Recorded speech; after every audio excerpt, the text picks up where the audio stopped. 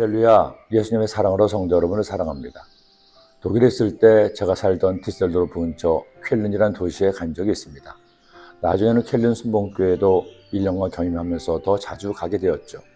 쾰른은 대단히 역사가 오래된 도시입니다. 예루살렘 정도는 아니지만 로마 제국의 시저가 갈리오 원정을 통해 오늘날의 서유럽을 다 정복했습니다.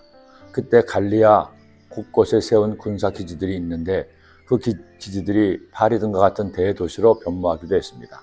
그런 도시 중에 하나가 바로 쾰른이었습니다. 약 2000년 역사를 가진 도시죠. 그래서 쾰른에 가면 곳곳에서 로마 제국의 유적을 볼 수 있습니다. 그런데 이 쾰른에 많은 관광객이 오는 이유가 있습니다. 2차 대전 당시 도시가 완전히 파괴되어 볼 것도 없고 갈 만한 곳도 없는 이 도시가 유명한 관광지가 된 이유는 오직 하나, 쾰른돔 성당이기 때문입니다. 쾰른돔이란 쾰른 대성당을 의미하는데 이 성당은 세계에서 가장 크고 높은 고딕 양식의 건축물입니다. 고딕 양식은 중세시대 하나님께 더 가까이 닿고자 하는 신자의 소원을 담아 더 높이 더 곱게 건물을 세우는 양식입니다. 높이가 무려 157m인 이 교회는 13세기에 공사가 시작되었지만 우여곡절 끝에 성당을 완공한 것은 1880년이었습니다. 무려 600여 년에 걸쳐 수많은 사람의 연험과 노력을 통해 건축한 인류의 위대한 건축물 중에 하나이죠. 저 역시 쾰른돔을 처음 볼 때 강렬한 기억을 잊을 수 없습니다. 그 웅장함과 장대함에 그리고 정교함에 세상에 이런 건물 교회도 있구나 하는 생각을 했습니다. 그런데 그 건물을 처음 보면서 의문이 들었습니다. 독일의 도시의 건물들은 2차 대전 당시 다 폭격으로 파괴되었는데 어떻게 이 건물은 이처럼 말짱할까 하는 생각이었습니다. 알고 보니 파리와 마찬가지로 쾰른돔 역시 독일군도 연합군도 세계유산이니 보존해야 한다는 암묵적인 약속으로 서로가 쾰른돔 파괴를 피했다는 겁니다. 그 암울한 파괴 시대에 그런 따뜻함이 있었다니 신기할 따름이죠. 그런데 여러분, 이 쾰른돔이 세워지게 된 이유를 아시나요?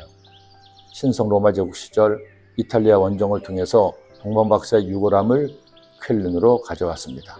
그 유골함을 안치하기 위한 성당을 지은 것이 쾰른돔이 된 겁니다. 저도 유골이 안치되었다는 관을 보았습니다.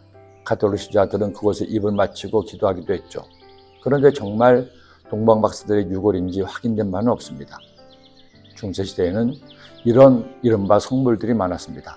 예수님이 쓰셨다는 성배에 예수님의 유골, 각종 성물을 신성시하기도 했습니다. 그러나 우리 개신교는 어떤 사람이나 물건의 신성이 능력 있다고 믿지 않습니다. 오직 예수님만이 우리의 구주시요 능력의 원천님이심을 믿기 때문입니다. 하지만 그럼에도 불구하고 동방박사들의 믿음은 아름답습니다. 첫번 크리스마스에 인류의 구주로 오신 예수님을 반가이 맞은 사람이 없었습니다.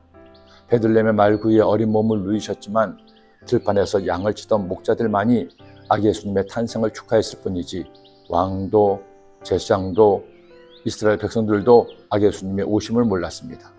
아니 오히려 헤롯 왕은 아기 예수님을 잡아 죽이려고 했죠.